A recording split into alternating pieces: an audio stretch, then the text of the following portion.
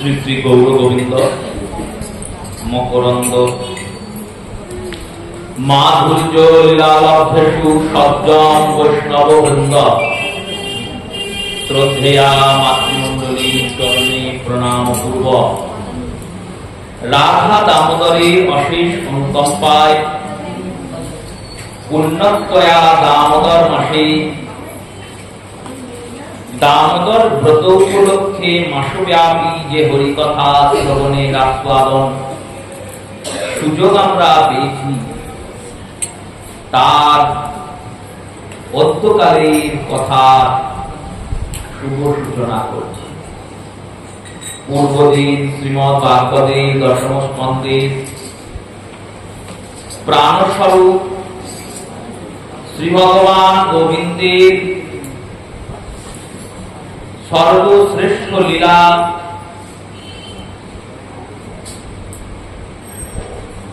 শ্রী শ্রী মহারাস লীলার আস্বাদন শ্রবণের প্রয়াস আমরা করেছি।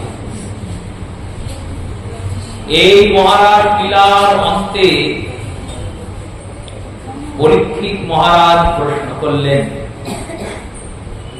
রাজোবাচ সংস্থাপনায় ধর্মস্য প্রশমে তয়োতচ অবতীর্ণ হি ভগবান অংশেন জগদীশ্বর সকথম ধর্ম সেতুনাং বক্তা কর্তা বিভক্ষিতা প্রতিপচারদ ব্রহ্মণ পরদাভিমদর্পণম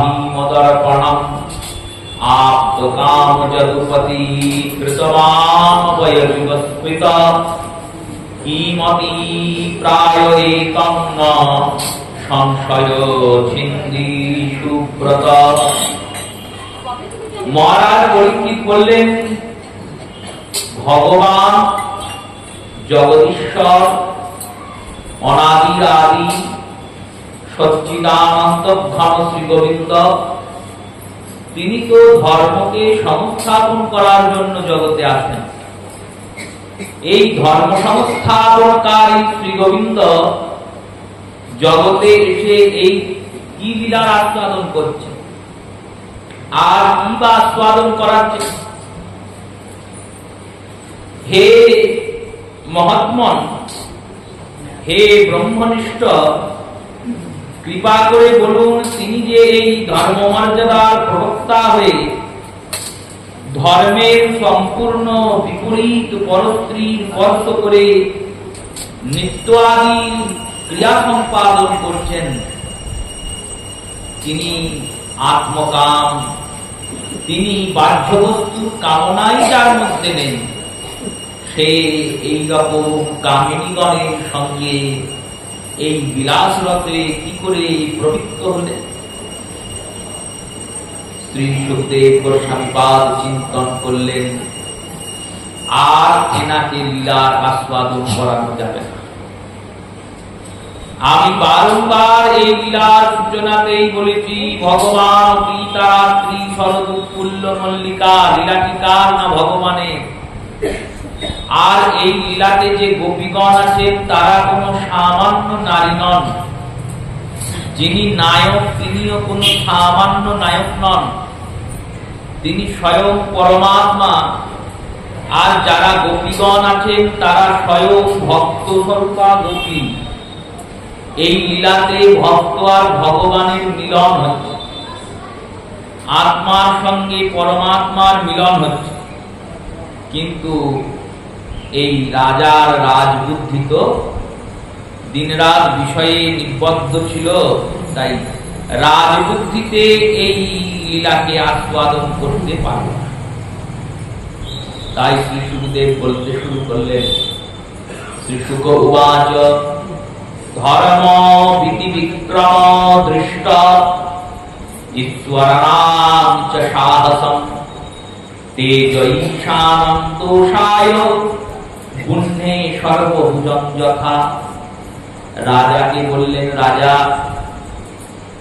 তোমার যজ্ঞের যে অগ্নি সেই অগ্নিতে যখন তুমি সমিধ দান করো আর সুন্দর বিল্লপত্র ঘৃতের আহুতি দান করো, মন্ত্র উচ্চারণ পূর্বক, তখন কি শ্রী যজ্ঞের অগ্নি পবিত্র হয়ে যায়? আর যখন কোন শ্মশানে চিতাতে আগুন জ্বলে আর তাতে একটা শবদেহকে পোড়ানো হয়, তখন কি সেই অগ্নি অপবিত্র হয়ে যায়? শবদেহটা তো অপবিত্র, স্পর্শ করলে স্নান করতে হয় বস্ত্র সমেত, কিন্তু সেই শবদেহটা যে আগুনে পুড়ছে, সেই আগুনটাও কি অপবিত্র আগুন? আগুন কি পবিত্র হয় না অপবিত্র হয়? রাজা বললেন, আগুন তো পবিত্র অপবিত্র নয়, আগুন পবিত্রতা অপবিত্রতার ঊর্ধ্বে। অগ্নির সংস্পর্শে যেই আসবে, অগ্নি তাকে ভস্মীভূত করবে, এটা অগ্নির ধর্ম।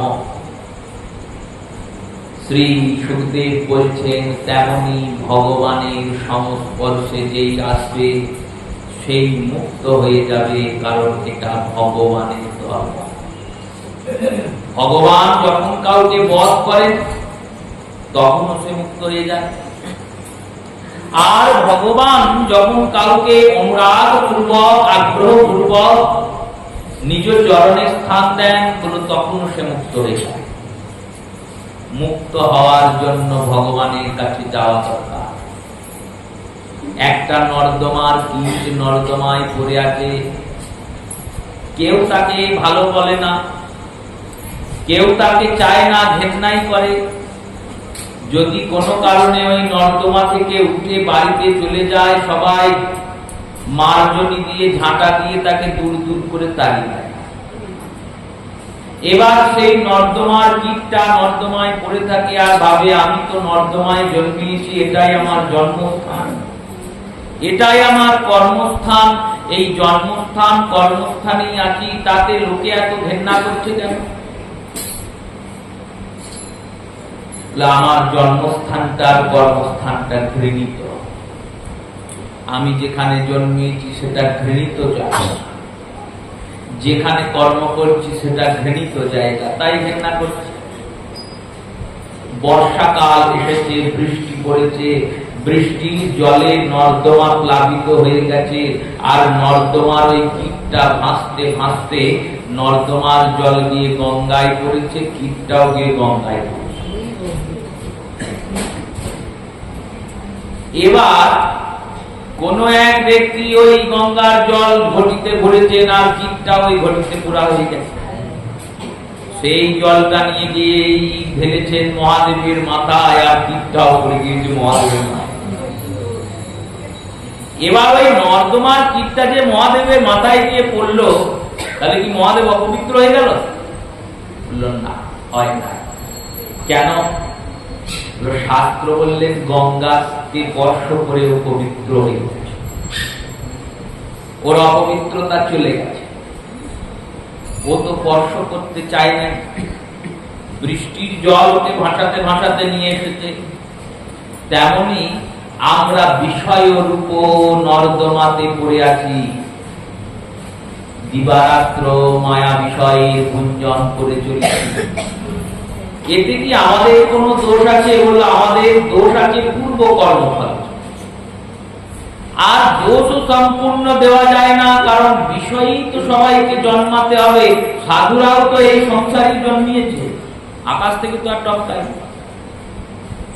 তাই বিষয়ে জন্মিয়েছি কর্মফল খণ্ডন করার জন্য, আর এই বিষয়রূপী মলভক্ষণ করছি, কর্মফলের খণ্ডন করছি।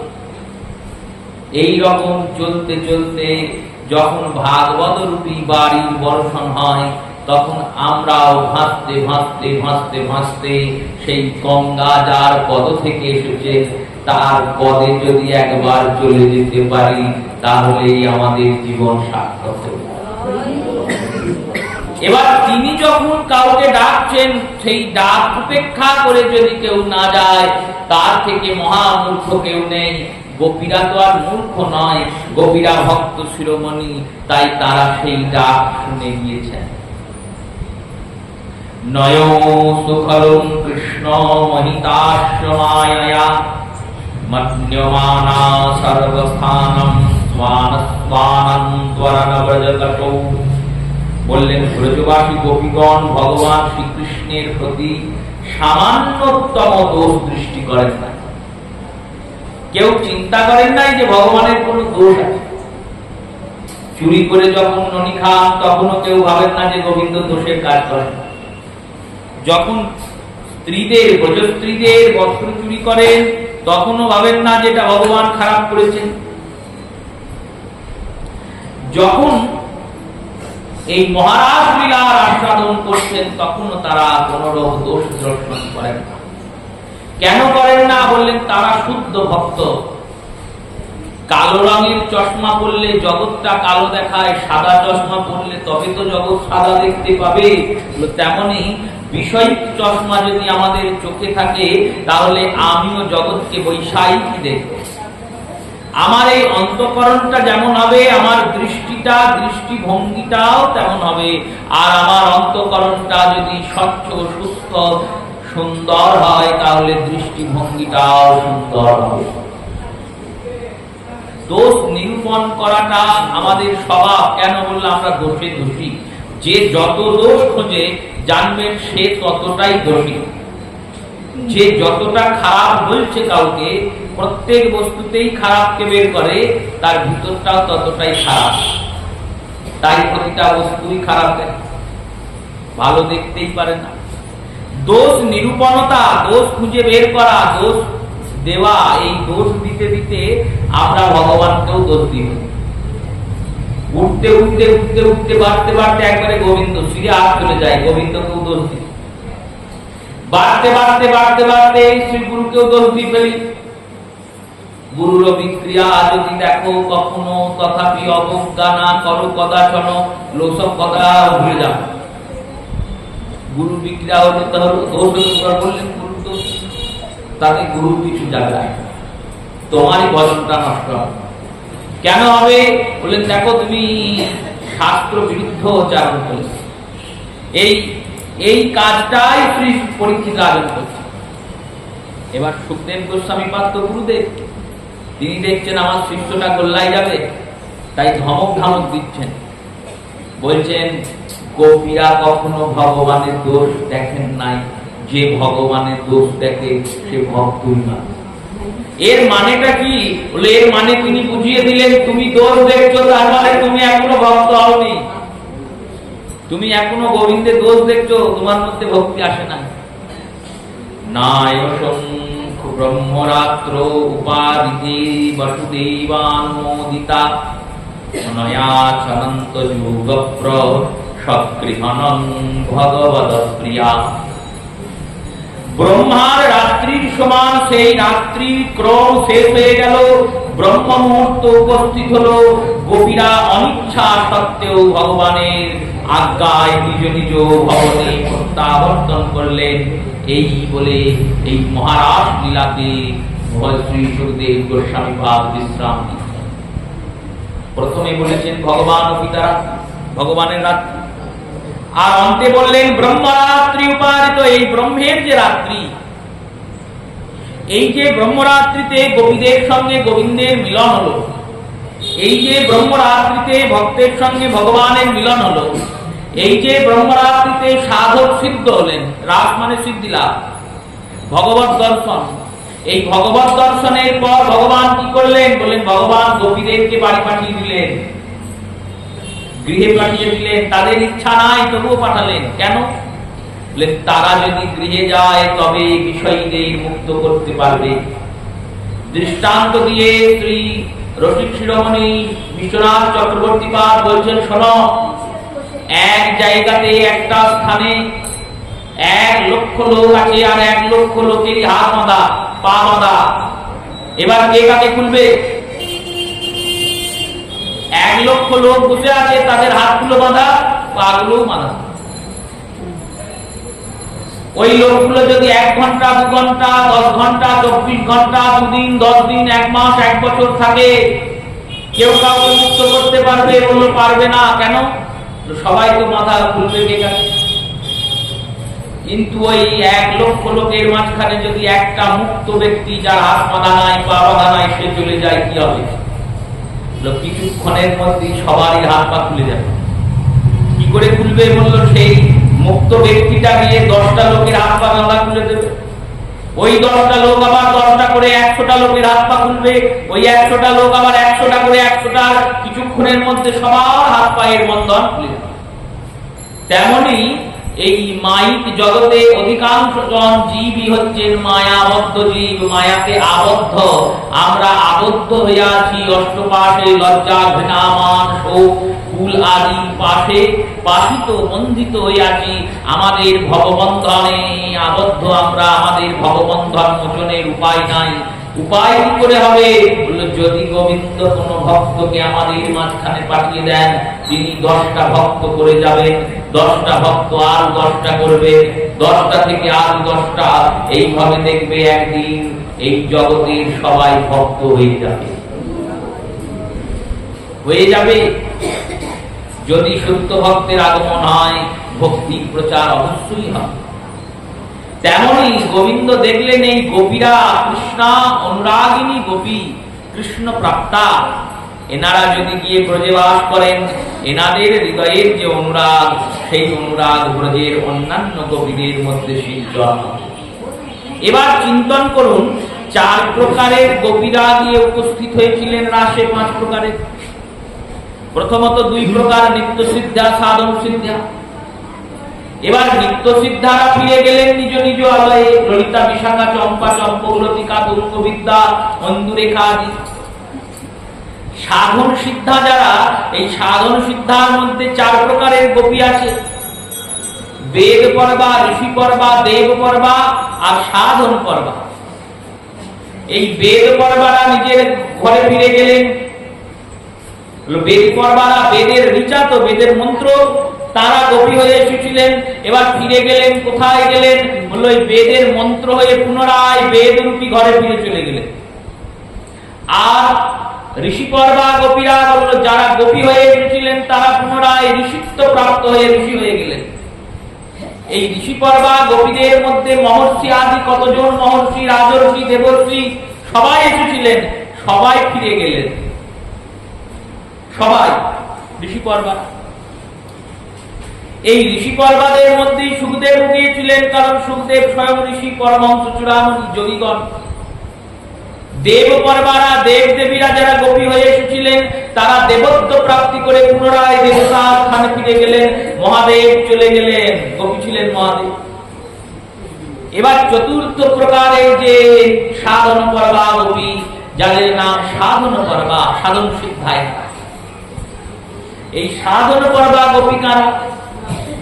বললেন সাধন পর্বা গোপী যে মন্ডল, এই গোপী মন্ডলটি রাসমন্ডলের সবার শেষে নিত্য, বহির্মন্ডলে সবার বাইরের মন্ডলে, এবং সর্ববৃহৎ মন্ডল।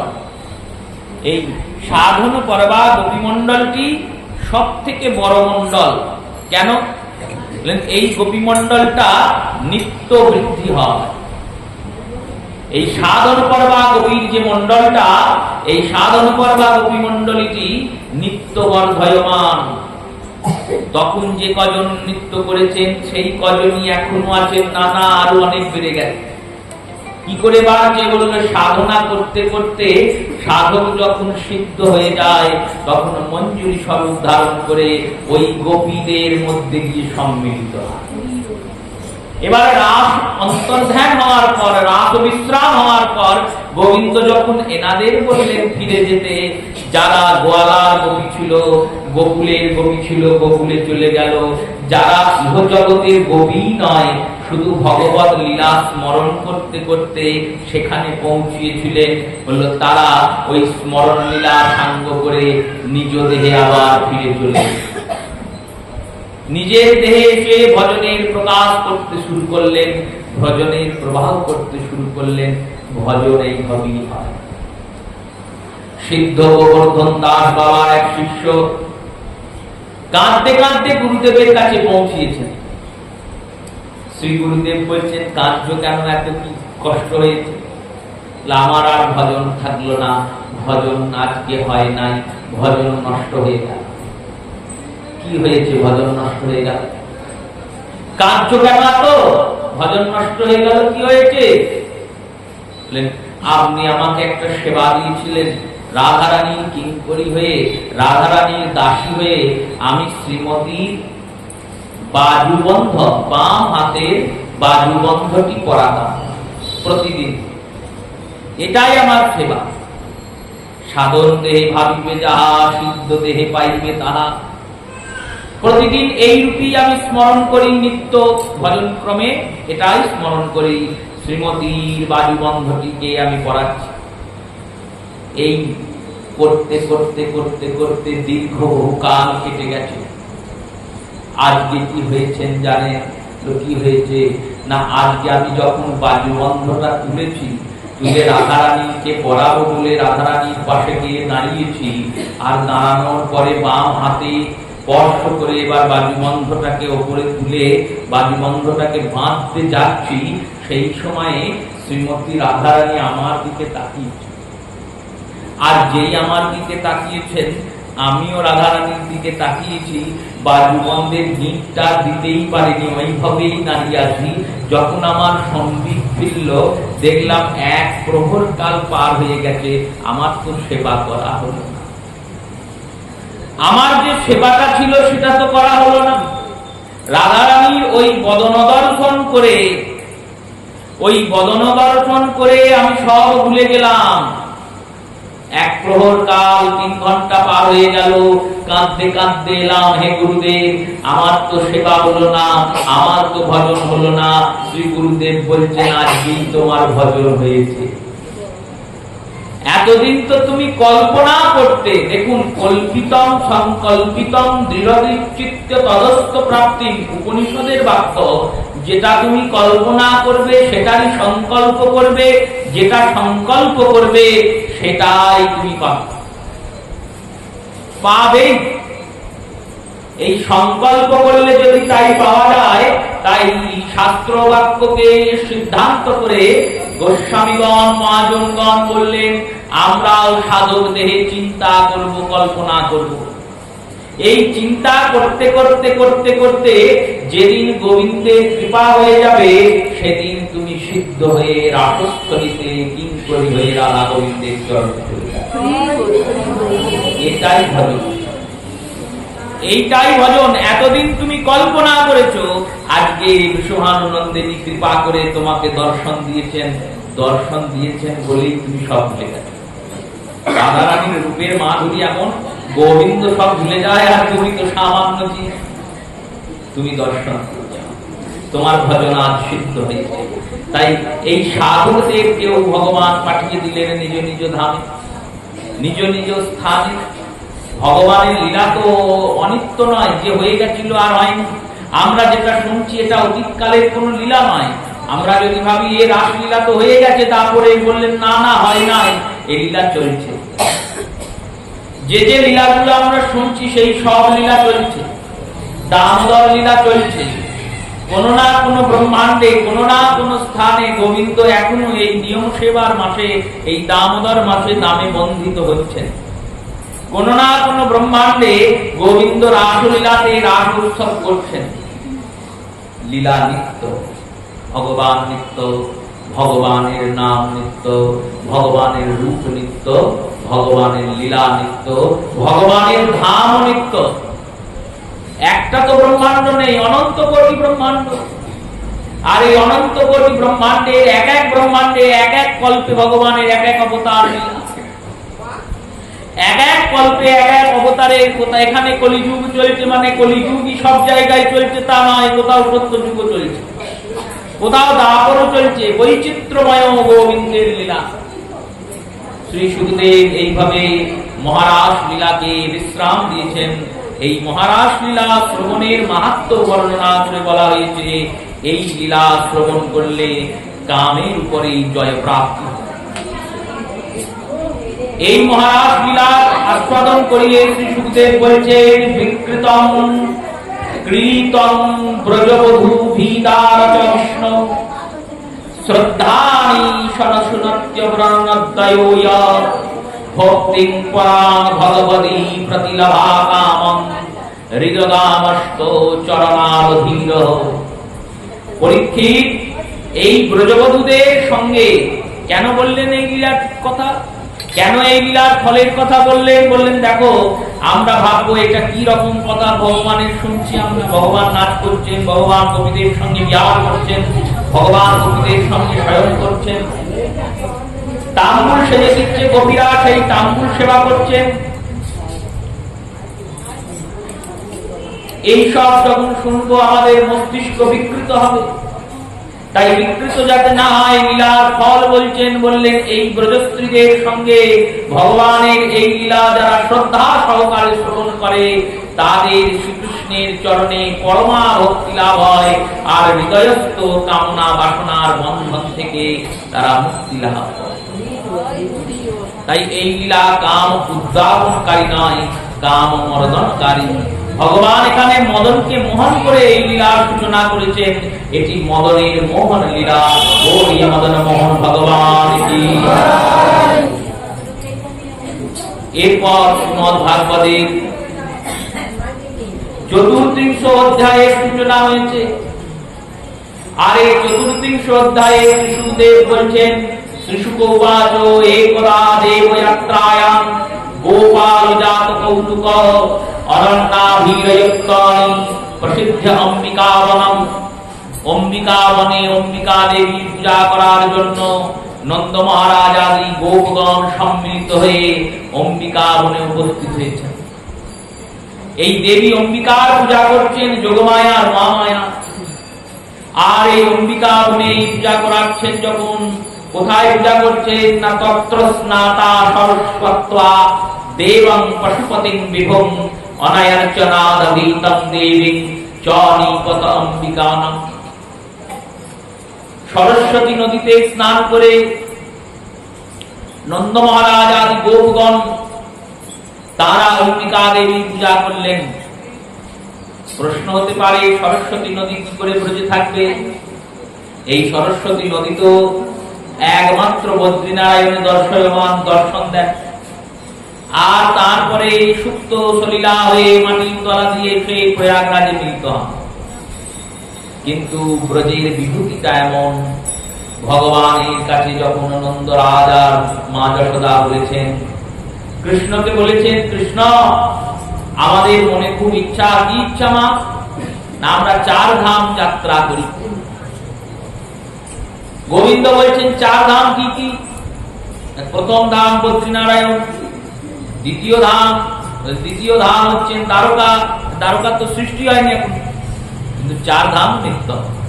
তৃতীয় ধাম রামেশ্বরম, তৃতীয় ধাম রামেশ্বরম, তৃতীয় দ্বারকা, চতুর্থ ধাম কলির ধাম জগন্নাথপুরী। এর সৃষ্টি হয়নি,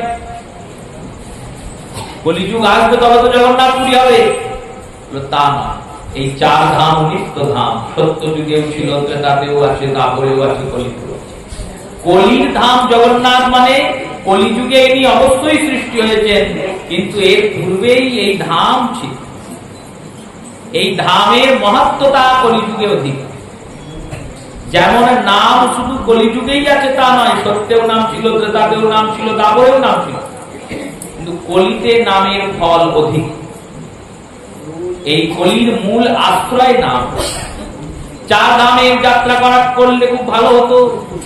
শ্রী গোবিন্দ বললেন, শোনো মা, তোমাদের কাউকে কোথাও যেতে হবে, তোমাদেরকে কোনো ধামে যেতে হবে না। তাহলে আমরা দর্শন করবো না? আমাদের যে মনে খুব স্বাদ। কি স্বাদ? না শুনেছি গঙ্গোত্রী আছে, যমুনেত্রী আছে, শুনেছি প্রয়াগরাজ আছেন এলাহাবাদের কাছে, সেখানে ত্রিবেণী সঙ্গম হয়েছে, শুনেছি পুষ্কর নামক তীর্থ আছে, শুনেছি পিতৃকার্য করার জন্য গয়াসুরকে বধ করে ভগবান গয়াধাম নির্মাণ করেছিলেন, শুনেছি বিশ্বনাথ আছেন কাশীতে। ভারতবর্ষের অনন্ত অনন্ত ধাম, অনন্ত অনন্ত তীর্থ, প্রত্যেক তীর্থের বিশেষ বিশেষ মাহাত্ম্য। শুকর তীর্থ, নৃসিংহ তীর্থ, কচ্ছপ তীর্থ, কত রকমের তীর্থ আছে। দণ্ডকারণ্য আছে, অযোধ্যা আছে। এই এত সব ধাম, এত সব তীর্থ দর্শন কি করে করব? মনে খুব ইচ্ছা হয় দর্শন করা। গোপাল বললেন, এক কাজ করো, এই ব্রজ 84 ক্রোশের পরিক্রমা করো। এই ব্রজ 84 ক্রোশের পরিক্রমা করলেই ভারতবর্ষের সব তীর্থ দর্শন হয়ে যাবে। কেন বলে, সব তীর্থ তোমাদের যেতে হবে না, সব তীর্থরা তোমায় দর্শন দিতে ব্রজে আসবে। তাই ব্রজে কেদারনাথও আছেন, ব্রজে বদ্রীনারায়ণও আছেন, ব্রজে গঙ্গাও আছেন, যমুনা তো আছেন, ব্রজে সরস্বতীও আছেন। সেই অম্বিকা বনে সরস্বতী নদীতে শ্রীনন্দরাজ স্নানাদি করেছেন, পূজা করেছেন মা অম্বিকার। আর পূজাদি করার পরে রাত্রি জাগরণ হয়েছে শরদ নবরাত্রির লীলায়। শরদ নবরাত্রিতে রাত্রি জাগরণের বিশেষ মাহাত্ম্য। শরদ নবরাত্রি মানে আশ্বিন মাসের দুর্গা পূজার সময় প্রতিপদ থেকে নবমী। এই নবরাত্রিতে 9 রাত্রি জেগে যদি দুর্গার আরাধনা করা যায়, তাহলে দুর্গা দেবী সর্বসিদ্ধি প্রদান করেন নবদুর্গা। আমাদের দেশে তো হয় না, আমাদের দেশে আমরা রাত জাগি, দুর্গা ঠাকুর দেখে দেখে জাগি।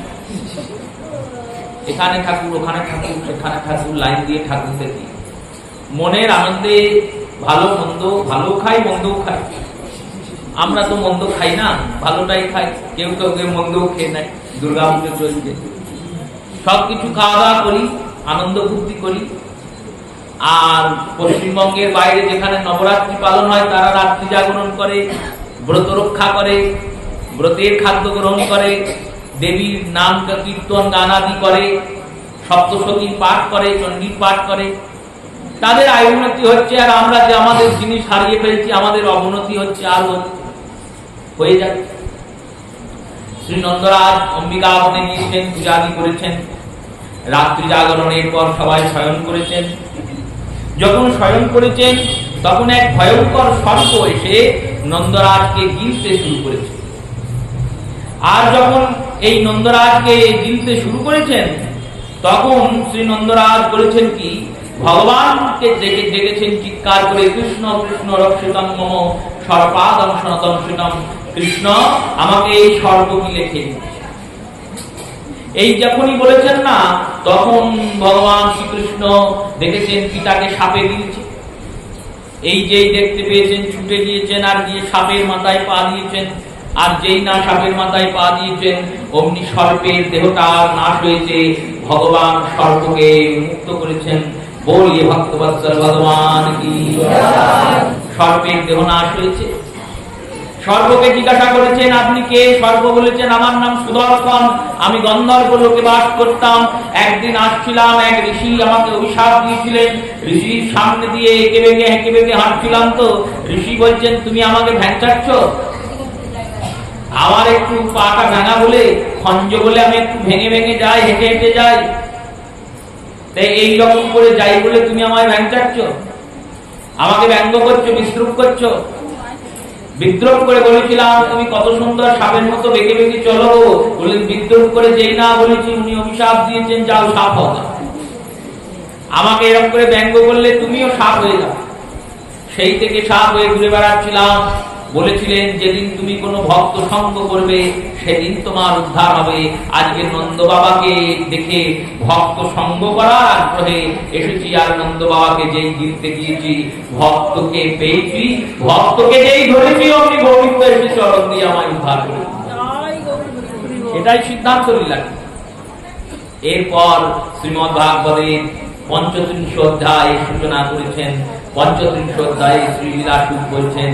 সুখদেব গোস্বামী পাদ বলছেন, কৃষ্ণং বনে জাতে তদনগ্রচেতস কৃষ্ণ লীলা ভোগায়ন্তে নির্দুদ বাসরায়ণ। শ্রী সুখদেব বললেন, শোনো, কৃষ্ণ আর বলরাম যখন বনে গিয়েছেন, তখন গোপীরাজকে কৃষ্ণ আর বলরাম এই দুজনার গান করছেন। এখানে দুই ব্যক্তি তো কৃষ্ণ বলরাম জোড়া, এই জোড়াকে যুগল বলা হয়েছে। আর এই যুগলের গীত কীর্তন হয়েছেন বলে এই অধ্যায়ের নাম যুগল গীত। যুগল মানে রাধা গোবিন্দ নয়, এখানে যুগল মানে কৃষ্ণ আর বলরাম। এই কৃষ্ণ বলরামের রূপবর্ণনাকারী গান করে বলছেন, বাম বাহু কৃত পাবল্য বল্লিতার তবেণু কমলাঙ্গি ভীরাসমর্গ গোপাস্তর যত্র মুকুন্দ। বললেন, জানিস সখীরা, আমাদের শ্যাম সুন্দর মুকুন্দ যখন বাম কপল আর বাম বাহুলগ্ন মুখের ভুরুযুগল উন্নীত করে নমনীত করে মোহন বেণুর ছিদ্রগুলি কোমল আঙুল দিয়ে মধুর মধুর তান তোলেন, তখন আকাশ পথে নিজেদের সিদ্ধ পুরুষগণরা দিব্যমান সিদ্ধ পত্নীদের সঙ্গে উপস্থিত হয়ে সেই বেণুনাদ শ্রবণ করতে আগমন করে। এই বাম করে কমলে কেন বসিয়াছে? বললো, ডান কাঁধটা বলরাম দাদার ঘাড়ে যাওয়া। ডান কাঁধটা, ডান হাতটা কোথায় আছে? বললো, বলরামের ঘাড়ে। আর বলরামের যে বাম হাত, সেটা আছে কৃষ্ণের হাত। এই রূপে দুই ভাই দুইজনার গলা জড়িয়ে ধরে একজনা শিঙা বাজাচ্ছেন আর একজনা বাঁশি বাজাচ্ছেন। এই রূপে সুন্দর বনবিহার করেছেন। এই বনবিহারের বর্ণনা করা হয়েছে যুগল গীতে। আর এই যুগল গীতের মাধ্যমে শ্রীমদ্ ভাগবতের দশম স্কন্ধের 35 অধ্যায়কে সমাপন করেছেন। 6ষ্ঠ অধ্যায়ের সূচনা হয়েছে। শ্রী শুক উবাচ অত তত্রাগত গোষ্ঠে বরিষ্ঠা বিশ্বভাসুর মহিমহৎ পুতায় রূপ কম্পবান অসুর বিক্ষিত। এই 8বিংশ অধ্যায় 6বিংশ অধ্যায় 36 সংখ্যক অধ্যায়। এই 36 সংখ্যক অধ্যায়ে অরিষ্টাসুরের আগমনের কথা শ্রী সুখদেব জানিয়েছেন। অরিষ্ট নামক এক অসুর, যিনি বিশাল বিশ্বরূপ ধারণ করে এসেছেন। এই অরিষ্টাসুর বধ হয়েছে কবে?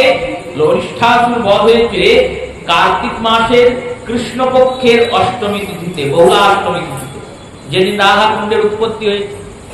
কারণ এই অরিষ্টাসুরকে বধ করেই ভগবান রাধা কুণ্ডের নির্মাণ করেছেন, শ্যামকুণ্ড আর রাধা কুণ্ড। সেই লীলা আমরা সেই রাধাকুণ্ড শ্যামকুণ্ডের উৎসব তিথিতে শ্রবণ করেছি। অরিষ্টাসুরকে ভগবান বধ করেছেন। আর অরিষ্টাসুর বধের পরে শ্রী সুখদেব গোস্বামীপাদ কেশী দৈত্যের বর্ণনা করেছেন। কেশী নামক এক দৈত্য, কেশী দৈত্য আর বোমাসুর, এই দুজন হলেন শেষ অসুর বংশের দ্বারা পেন, কেশী আর ব্যোম। এই অরিষ্টাসুরের পরে কেশী, বোম, এই 4 জনকে ভগবান মুক্তি দিয়েছেন রাস পঞ্চধ্যায়ের পর। 4 জনকে মুক্তি দানের পর কংসবধ হয়েছে। এই 4 জন কে কে বললেন? প্রথম হচ্ছেন সুদর্শন নামক সর্প। দ্বিতীয় জন হলেন অরিষ্ট নামক অসুর। তৃতীয় জন হলেন কেশী নামক দৈত্য। আর চতুর্থ জন হলেন ব্যোমাসুর। এই 4 জন কি বললেন? এই 4 জন হচ্ছে চতুর পুরুষার্থের আকাঙ্ক্ষা। ধর্ম, অর্থ, কাম, মোক্ষ, এই চতুর্বিধ পুরুষার্থের আকাঙ্ক্ষা যদি থাকে ভক্তের হৃদয়ে, ভগবান এই চতুর্বিধ পুরুষার্থকেও নাশ করেন। কারণ এই চতুর্বিধ পুরুষার্থের দ্বারা গোবিন্দ প্রাপ্তি হয়। এই আকাঙ্ক্ষাগুলোর প্রাপ্তি হবে, কিন্তু ভগবত প্রাপ্তি হবে। কেশী নামক দৈত্য এসেছেন, মথুরায় আক্রমণ করেছেন। শ্রী সুখদেব বলছেন, কেশী তু কংস প্রহিত ক্ষুরম মহি মনমানজলয় শত ধূপাত বিন্যায় সংকুল পূর্ণ রসিখল। এই কেশী নামক দৈত্য যখন মথুরায় আগমন করেছেন, তখন তার ফুলের ধুলা উড়িয়ে দিয়েছেন চারিদিকে। এই কেশী নামক দৈত্য অশ্বরূপ ধারণ করে এসেছেন, ঘোড়ার রূপ। আর এই ঘটক রূপ দৈত্যকে ভগবান কৃষ্ণ বধ করেছেন। এরপর ব্যোমাসুর, তাকেও ভগবান বধ করেছেন। সবাইকে নির্বাণ দেওয়া হয়েছে। এখানে 38 অধ্যায়ে সূচনা করেছেন। শ্রী শুক উবাচ অক্রুরপি তারাত্রি মাধুর ময়া মহামতিম উষিতা রথমস্তয়া প্রযোজ্য নন্দ গোকুলম। শ্রী সুখদেব বললেন, শোনো, একদিন রাত্রে অক্রুরকে হঠাৎ কংসরাজ ডেকে পাঠালেন। কেন ডেকে পাঠালেন? কারণ আছে। কি কারণ? না, কারণ হচ্ছে এটাই। কংসরাজ বললেন, গচ্ছনং পথি মহাভাগ ভবদহং পূজ্যক্ষণে ভক্তিং পরামগতম এত্বাভিদিক্ষন্তম। কংস বললেন, দেখো, দেবতাদের ঋষি নারদ এসেছিল, আর তিনি এসে আমাকে বলে গেলেন তুমি যে বারবার অসুরদের পাঠাচ্ছ, পুতনাকে পাঠালে, পুতনার পরে শকটাসুর গেলেন, তালিকা মুখস্থ করুন, ভগবান কাকে বধ করলেন। পুতনার পরে শকটাসুর গেলেন, শকটাসুরের পর তৃণাবর্ত, তৃণাবর্তের মোচন করার পরে বকাসুর, বকাসুরের পর বৎসাসুর, বৎসাসুরের পর অগাসুর, অগাসুরের পর ধেনুকাসুর, ধেনুকাসুরের পর প্রলম্বাসুর, প্রলম্বাসুরের পর অরিষ্ঠাসুর, অরিষ্ঠাসুরের পর কেশী, আর কেশীর পর ব্যোমাসুর। কংসকে বলছেন তোমার তো অর্ধেক অসুর সেনা ভগবান ওখানে বসে বসেই শেষ করে দিয়েছে। তুমি যাদের নিয়ে এত গর্ব করতে, সবাই তো ওখানে বসে বসেই মরে গেল। যাকেই পাঠাও সে আর ফিরে আসে না, যায় আর মৃত্যু হয়ে তার লাশ ফিরে আসে, অথবা খবর আসে সে মরে গেছে। কংসকে বলছেন কেন এমন হয় জানো? কংস বললেন কেন হয়? দেবকীর যে অষ্টম সন্তান সেটাই কৃষ্ণ। আপনি কি করে জানলেন? বলে আমি জানতাম না, আমি একদিন দেখছি আকাশ দিয়ে আসছি, তা উঠতে উঠতে যখন আসছি দেখলাম আমার পিতা ব্রহ্মা গিয়ে তার স্তুতি করছে, ইন্দ্র এসে তার স্তুতি করছে। অতএব তিনি কোন নর নন, স্বয়ং নারায়ণ। কংস, তোমাকে জানানো আমার দরকার ছিল, আমি তো পরের উপকার করে করে বেড়াই, তোমার উপকার করে দিয়ে গেলাম। এই বলে নারদ চলে গেলেন। নারদ কি ভুল বললেন? না, নারদ ঠিকই বললেন। নারদ ভগবানের তত্ত্ব জানিয়ে গেলেন। এবার তুমি তত্ত্ব জেনে ভগবানের ভক্তি করবে না ভগবানের সঙ্গে শত্রুতা করবে, এটা তো তোমার কাজ। সাধু শাস্ত্রের কথা বলবেন, সেটা তুমি মানবে না মানবে না সেটা তোমার উপর। সাধু কখনো মনোমুখী কথা বলবেন না, সাধু কখনো মনোরঞ্জনকারী কথা বলবেন না। শাস্ত্র কথা মনোরঞ্জন করতেও পারে, নাও করতে পারে, কিন্তু শাস্ত্র কথাই সাধু বলবে। কারণ সাধুদের ভগবান সৃষ্টি করেছেন শাস্ত্র বলার জন্য। সাধু শাস্ত্র কৃপায় জীব কৃষ্ণ মুখ হয়, সেই জীব নিস্তারে মায়া তাহারে ছাড়ায়। সেই মায়া ছাড়ানোর জন্য যে সাধুরা এসেছেন, তারা মহান হয়ে এই ভক্তদের শাস্ত্র বাক্য শুনিয়ে চলেছেন। দেবর্ষী নারদ কংসকে বলে দিয়ে গেলেন। কংস চিন্তা করলেন কাকে পাঠানো যায় কৃষ্ণকে আনতে। মিটিং ডাকলেন, সবাই এসে উপস্থিত হল। যেমন মিটিং ডাকলে সবাই এসে উপস্থিত হয়, শিয়ালের যুক্তি হয়, চা খাওয়া হয়, কাজের কাজ কিছু হয় না, চা খাওয়া হয়। মিটিং এর তো কাজ এটা। সবাইকে ডেকেছেন, এবার কংসের মিটিং এ তো চা চলবে না, সেখানে কি চলবে সে তো আপনারা জানেন, আপনারা আমাদের থেকে বেশি জানেন। চানুর মুষ্টিক আদি যত পালোয়ান ছিল সবাই এসেছেন। বললেন এক কাজ করুন, আপনাকে মহাদেব একটি ধনুক দিয়েছেন, সেই ধনুকটি আপনি প্রত্যেক 12 বছর অন্তর পূজা করেন, 1 যুগ অন্তর। এই 1 যুগ অন্তর ধনুককে পূজা করে একটি যজ্ঞ করা হয়, সেই যজ্ঞের নাম ধনুক যজ্ঞ। আর এই যজ্ঞের একটি নিয়ম আছে যে এই যজ্ঞে যখন আপনি পূজা করেন, আপনার রাজ্যে যত বড় বড় কুস্তিগীর আছে সবাইকে ডাকেন, আর তাদের মধ্যে লড়াই হয়। লড়াইয়ে যে জেতে তাকে পুরস্কার দেওয়া হয়। যারা কৃতি সন্তান আপনার রাজ্যে, তাদেরকে পুরস্কার দেওয়া হয়। তাই কৃষ্ণ আর বলরামকে আপনি নিমন্ত্রণ দিন। কিসের নিমন্ত্রণ? না তোমরা এসো, তোমরা আমাদের রাজ্যের সব থেকে বড় পালোয়ান, এত বড় বড় যোদ্ধাদের তোমরা পরাজিত করেছো, অতএব তোমাদের পুরস্কৃত করা। এই বলে আপনি তাদের ডেকে আনুন। আর ডেকে এনে কি করবো? ডেকে এনে আমাদের সামনে ফেলে তো দিন, আমরা ওখানেই শেষ করব। ওই দৈত্য দানবকে তো আর সামনাসামনি মারেনি, বনের মধ্যে মেরেছে, কি করে মরেছে কোনো ঠিক নেই, কাকতালীয় ভাবে মরতে পারে। হয়তো ওই সময় ওর মৃত্যু ছিল, আর কৃষ্ণ গিয়ে যেই সামনে দাঁড়িয়েছে অমনি ওর হৃদস্পন্দন বন্ধ হয়ে গেছে, মরে গেছে, আর সবাই ভেবেছে কৃষ্ণই মেরে দিয়েছে। কাকতালীয় ন্যায় হয়তো। কাক গিয়ে তাল গাছে বসলো, আর তালটা পেকে টস টস করছিল, কাক বসেছে আর পড়েছে, তার পড়ার সময় হয়ে গেছিল, কাক গিয়ে বসেছে। নিচে যে দাঁড়িয়ে ছিল সে ভাবলো কাকই তালটা ফেলল, সেই রূপে কৃষ্ণ গিয়ে দাঁড়িয়েছে, আর এই দৈত্যগুলো মরে গিয়েছে, মরার সময় হয়েছিল মরে গিয়েছে, কেউ তার দেখতে যায়নি। অতএব আপনি সামনে নিয়ে আসুন, আর নিয়ে এসে আমাদের রঙ্গমঞ্চে এনে উপস্থিত করুন, আমরা সবাই মিলে ওকে বধ করব। 1000 মল্ল কংসের, 1000 কংসের মল্লভূমির সামনে যে বিরাট পুষ্করণী, সেই পুষ্করণীটি এখনো আছে মথুরায়। পুকুরটাই কত বড়! জন্মস্থান ঢুকতে যে বিরাট একটা পুকুর দেখা হয় না, জন্মস্থানের যদি আপনি ওই গেট দিয়ে ঢোকেন, সিংহদ্বার দিয়ে, জন্মস্থানে 2-3টে গেট আছে, তো যেটা বড় রথ করে রেখেছে ওই গেট দিয়ে ঢুকলে দেখতে পাবেন না, ওর পাশ দিয়ে একটি গেট আছে যেটা আদি জন্মস্থানের গেট, যেখান দিয়ে গেলে কেশব দেবজির মন্দির দর্শন হয়।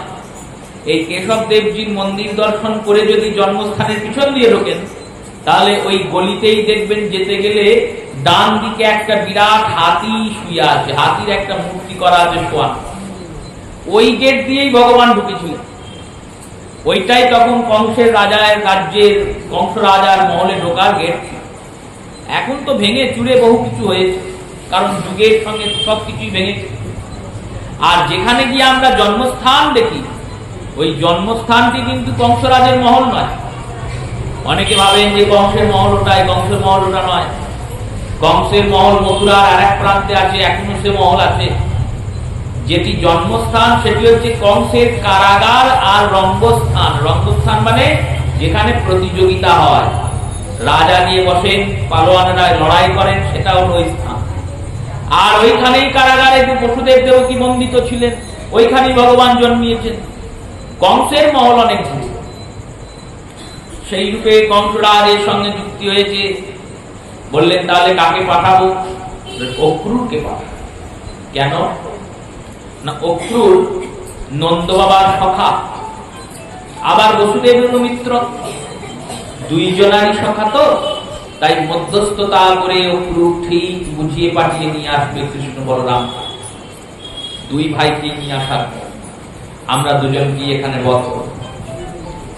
এই সমস্ত কিছু হয়েছে। কংস ডেকে পাঠিয়েছেন অক্রুরকে, বলেছেন কাল ভোরবেলাতেই, অক্রুর মন্ত্রী কংস, কাল ভোরবেলাতেই রথযাজন করবে, আর নন্দরাজের গৃহে গিয়ে নন্দগ্রাম থেকে তার পুত্র কৃষ্ণকে সম্মানপূর্বক নিয়ে আসবে, তাকে আমরা সুসম্মানে সম্মানিত করব। এবার অক্রুর বিচক্ষণ মন্ত্রী, অক্রুরের সব থেকে বিচক্ষণতা, ইনি গুপ্তচর বিভাগের সব থেকে উপরে আছেন, এনার প্রচুর গুপ্তচর। আর বসুদেব অক্রুরকে বলেছেন যে আমার অষ্টম পুত্র কৃষ্ণ নন্দের ঘরে আছে। অক্রুর জানেন সব, ততএব সব জানেন বলে অক্রুর চিন্তা করছেন এ তো সম্মান দেওয়ার জন্য আনবে না, এ রাজার রাজনীতি।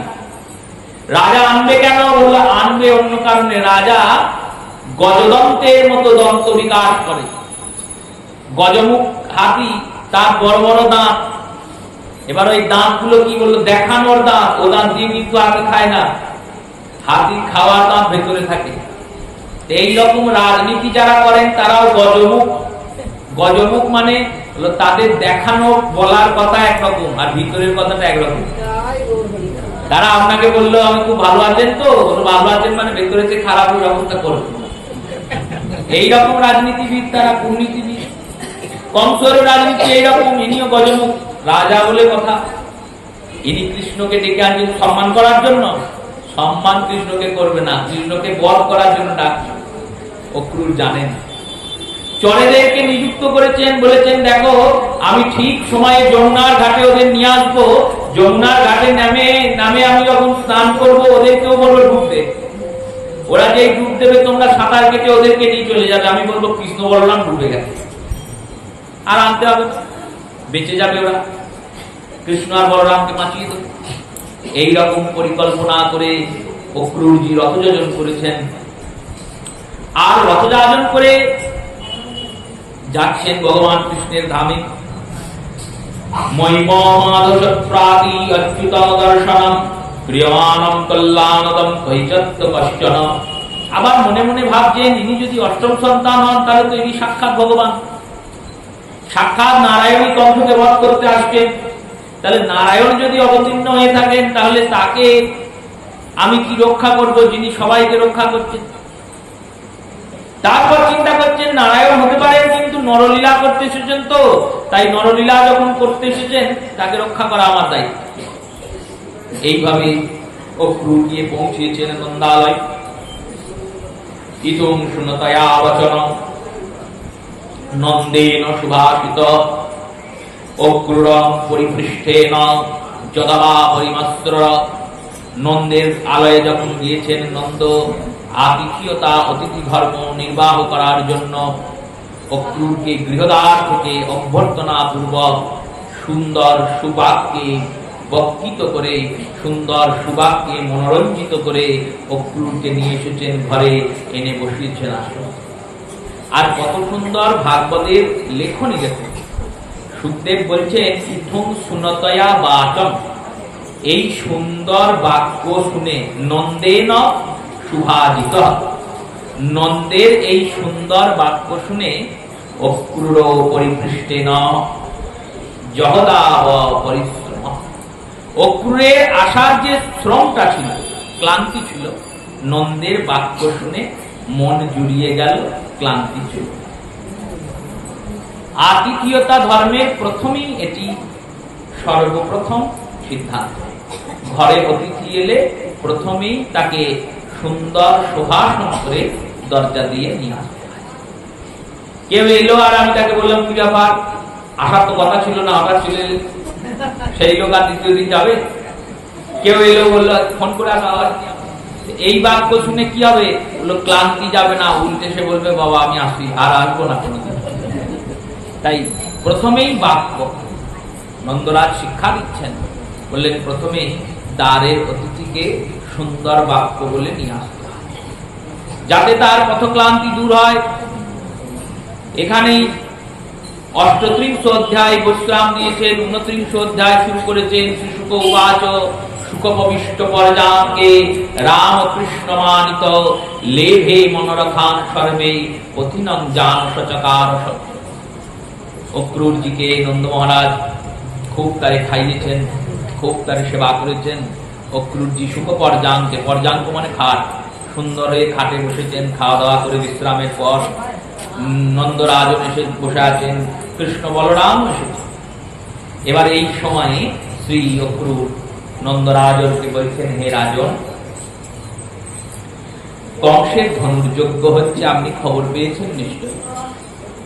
যে যজ্ঞটি 12 বছরে একবার হয়, এক যুগে একবার, বারবার হয় না।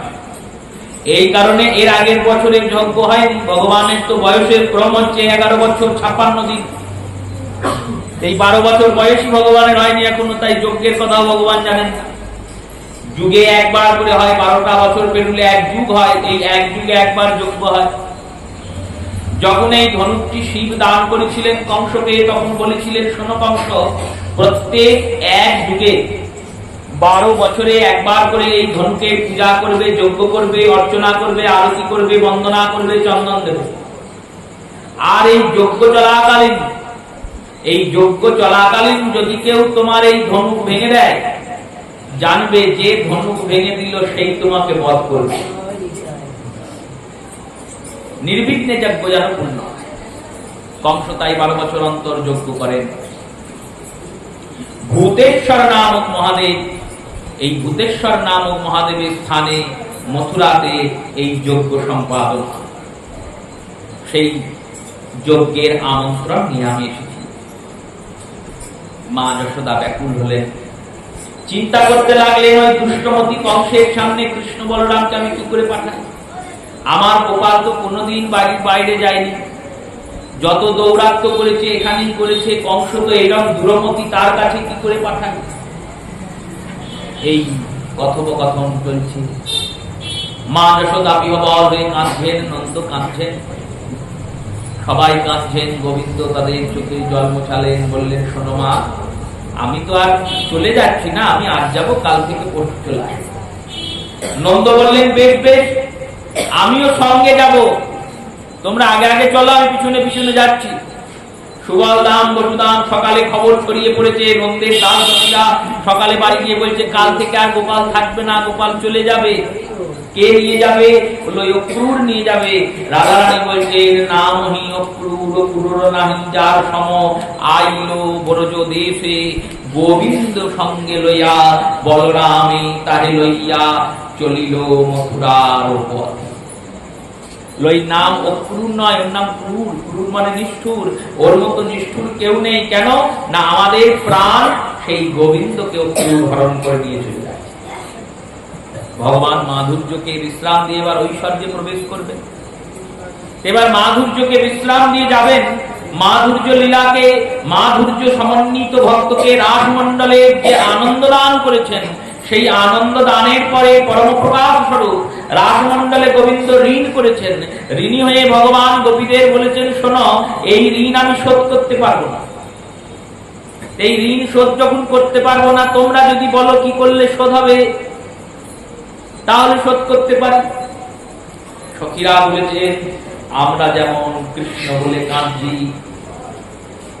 আমরা যেমন দিবারাত্রি শুধু কৃষ্ণের চিন্তন করছি, তুমি কৃষ্ণ হয়ে যদি কাঁদতে পারো তাহলে আমাদের ঋণ শোধ হবে। এক সখী বলছেন শোন, কৃষ্ণ বলে কাঁদলে তো আমাদের আসলটা শোধ হবে, সুখটা শোধ হবে কি করে? আজকে তো আরো কৃষ্ণ বলে কাঁদবে না, অনেকদিন পরে আবার যখন আসবে তখন এসে কাঁদবে। এই যুগে তো আর হবে না, এই লীলা তো আর এই যুগে দর্শন হবে না। বললো এই লীলা তো পরের যুগে দর্শন হবে। তাই এক যুগ, এই এত বছর যে পার হবে, সেই 5,500 বছর পার হয়ে সুদে সুদে কত টাকা হবে, সুদে সুদে এই প্রেমটা কত বাড়বে। সুদ হলে তো বাড়ে। সখীরা বলছেন সুদে বাড়বে তো, তাই হে কৃষ্ণ শোনো, যদি তুমি কৃষ্ণ বলে কাঁদো তাহলে আসল সুদ হবে। আর যদি তুমি জগৎকে কৃষ্ণ বলে কাঁদাতে পারো তাহলে সুদটাও হতে।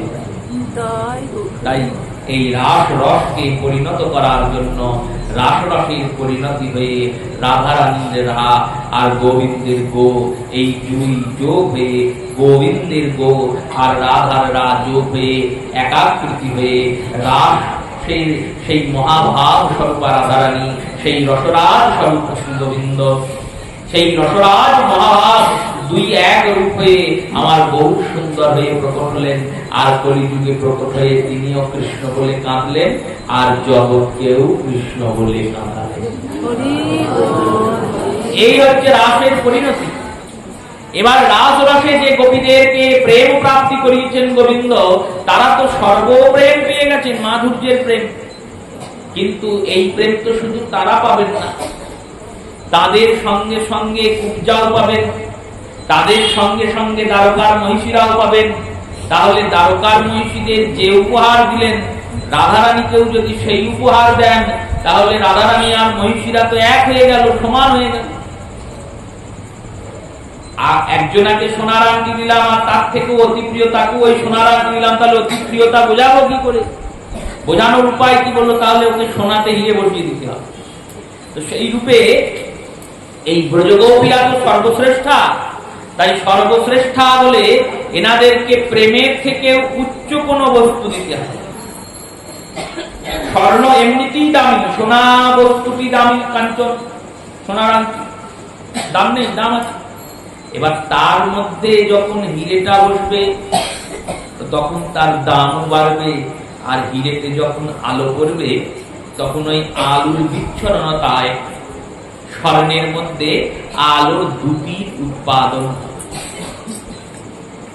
আলোর দুটি। তেমনি প্রেম হচ্ছে সর্বশ্রেষ্ঠ উপহার ভগবান, সব শ্রেষ্ঠ, প্রেমের উপর কেউ নেই। এই প্রেম রসটিকে, এই মাধুর্য রসটিকে স্বকীয় পরকীয় দুইভাবেই আস্বাদন করিয়েছেন। ব্রজের গোপীরা পরকীয় ভাব আস্বাদন করছেন, পরকীয় রসে অতি ভাবের উল্লাস, ব্রজ বিনা ইহার নাহি অন্যত্র বাস।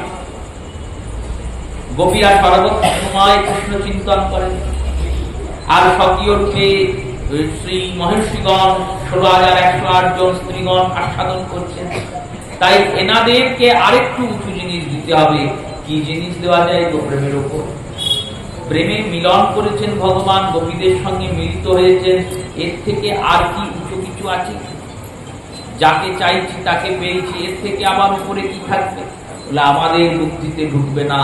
আচার্যগণ বললেন প্রেমের থেকেও উঁচু বস্তু হচ্ছে বিরহ। প্রেমের থেকেও উচ্চ বস্তু কেন? বললেন প্রেমে শুধু এক স্থানে নায়ককে দর্শন হয়। কোথায়? নায়কের মধ্যেই নায়ককে দর্শন। যাকে ভালোবাসছি শুধু তার মধ্যেই তাকে দেখতে পাওয়া যায়। আর যখন সে আমাকে ছেড়ে দিয়ে চলে যাবে, তখন আমি যেদিকে তাকাবো সেদিকেই কৃষ্ণকেই দেখতে পাবো। যখন প্রেমের মধ্যে গোবিন্দ আছেন, তখন গোবিন্দ যতক্ষণ আছেন, যতক্ষণ আমি গোবিন্দের কাছে আছি, ততক্ষণ কৃষ্ণ চিন্তা হয়। যখন কৃষ্ণকে পাই না, তখন সব সময় কৃষ্ণের চিন্তা। প্রেমে ভগবান যখন মিলিত হন, তখন মিলনের আনন্দ, সেই আনন্দে কোনো অশ্রু থাকে না। আর অশ্রু না থাকলে ভগবত ভক্তি হয় না। অশ্রুই ভগবত ভক্তির সব থেকে বড় সম্পদ। গৌরাঙ্গ বলিতে হবে পুলক শরীর, হরি হরি বলে কবে নয়নে বইবে নীর। সেই হরি বলবো আর কবে জল বইবে, এই আশা করছেন তো দাস ঠাকুর। বললো কখন হরি বলে জল পড়বে চোখে? যখন তুমি হরিকে পেয়ে হরিকে হারাবে। একবার পেয়েছো, পেয়ে হারিয়েছো, এবার চিন্তা করবে আবার কবে পাবো, আবার কবে পাবো, কবে কৃষ্ণ ধন পাবো, হিয়ার মাঝারে ধুবো, জুড়াইবে পাবো পরাণ, আমি সাজাইয়া দেব হিয়া। কি করবে? বললো সাজাইয়া দেব হিয়া। হিয়া কি মানে হৃদয়, আমার মনটাকে সাজাও। কারণ তুমি বসবে তো, সাজাইয়া দেব হিয়া, বসাইব প্রাণপ্রিয়া। তুমি আমার প্রাণ, সেই প্রাণপ্রিয় গোবিন্দকে বসাবো কোথায়? বললো হিয়ার মাঝারে। সাজাইয়া দেব হিয়া, বসাইব প্রাণপ্রিয়া, নিরখিব সে চাঁদ বয়া। আর চুপ করে চোখ বন্ধ করে অন্তরে বসে থাকা শ্যাম সুন্দরকে দেখে। এই যে ভাব, এটি বিরহেই প্রাপ্তি হয়। যখন পেয়ে যায় তখন তার মূল্য থাকে না। যখন হারিয়ে ফেলি তখন ভাবি কি হারিয়ে ফেললাম, কি হারিয়ে ফেললাম। তাই শ্রী গোবিন্দ ব্রজবাসীদের এই প্রেমের থেকে উচ্চ বস্তু দান করবেন বলে, বিরহকে আস্বাদন করবেন, করাবেন বলে বিরহকে দান করবেন। সবাই শুনতে পেয়েছে কৃষ্ণ চলে যাবে, সখারা এসে বলছে কৃষ্ণ তুমি আমাদের ছেড়ে চলে যাবে। কৃষ্ণ বলছে কাঁদছিস কেন? আমি তো আবার ফিরে আসবো। আরে আমি তো যাচ্ছি, ঘুরে চলে আসবো। তোদের সঙ্গে গরু চড়াতে যাই, তেমনই যাচ্ছি ঘুরতে, ঘুরে চলে আসবো। সখারা বলছে তাহলে আমাদের নিয়ে চলো। সখারা যেই বলেছেন না, ভগবান বলছেন বেশ তোরা এক কাজ কর, তোরা আমার সঙ্গে পিছনে পিছনে আয়, নন্দ বাবা আসবে, বাবার সঙ্গে চলে আসবি। আমাদের এই রথে তো জায়গা হবে না, দুই বাইকই তো নিতে এসছে, দুজনে আমরা রথে বসবো। আর যে রথে রথ নিয়ে এসেছে সে সারথি হয়ে রথ নিয়ে যাবে। তাই দুজনে আমরা যাব। এই বলে সখাদের বিদায় দিয়েছেন। বিদায় দিয়ে যখন এগিয়েছেন, দেখছেন সব সখীরা রাস্তায় শুয়ে পড়েছে। পথমাঝে সখীরা শুয়ে পড়েছে, আর সামনে রাধারানী শুয়ে আছেন। রথ দান করিয়ে দিয়ে শত্রু। ভগবান বললেন কি হলো, রথ দাঁড়িয়ে গেল কেন? রথ যাবে কি করে? সবাই শুয়ে পড়েছে, রাস্তায় আর মানুষই নেই, সব শুয়ে পড়েছে। গোবিন্দ নামলেন, শ্রীমতীর কাছে গেলেন। শ্রীমতীর কাছে গিয়ে বললেন চলুন। বৃন্দাবনে যমুনার কুলিনে দুজনে গিয়ে বসলেন খানিকক্ষণ। রাধারানীকে বলছেন তুমি যদি আমায় অনুমতি না দাও আমি কি করে যাব? এই ব্রজকে ছেড়ে যাব কি করে? ঐশ্বর্য লীলা প্রবেশ হবে কি করে? রাধারানী বললেন তুমি যে বলেছিলে ব্রজ ছেড়ে যাবে না। গোবিন্দ বললেন আমি বলছি তো ব্রজ ছেড়ে আমি কোথাও যাব না। কোথাও যাবে না বললো না, আমি প্রতিজ্ঞা করছি ব্রজ ছেড়ে আমি এক পা যাব না। নাহং পাদ এক কর্ষম ব্রজবীন গচ্ছতে, এক পা রাখবো না ব্রজের বাইরে। কৃষ্ণকে না করিহ ব্রজবাহিনীতে, ব্রজ বিনা কৃষ্ণ না পারে থাকিতে। মহাপ্রভু বাক্য। মহাপ্রভু সনাতন গোস্বামীকে বলছেন, শোনো, কৃষ্ণকে যেন বৃন্দাবনের বাইরে নিয়ে যেও না, কারণ কৃষ্ণ বৃন্দাবনের বাইরে থাকতে পারেন না। এই ব্রজ ছেড়ে যাবো না। শ্রীমতী বললেন, তুমি যাবে না, তাহলে রথ উঠেছো কেন? রথে না উঠলে লীলা হবে না। কতজন আছেন, কত অসুররা, কত রাক্ষসেরা, সব ক্ষত্রিয় কুলে জন্মিয়েছে। এই ক্ষত্রিয় কুলে যারা যারা জন্মিয়েছে না, তাদেরকে বধ করতে হবে, তাদেরকে মুক্তি দিতে হবে। তাই মুক্তি দিতে হবে বলে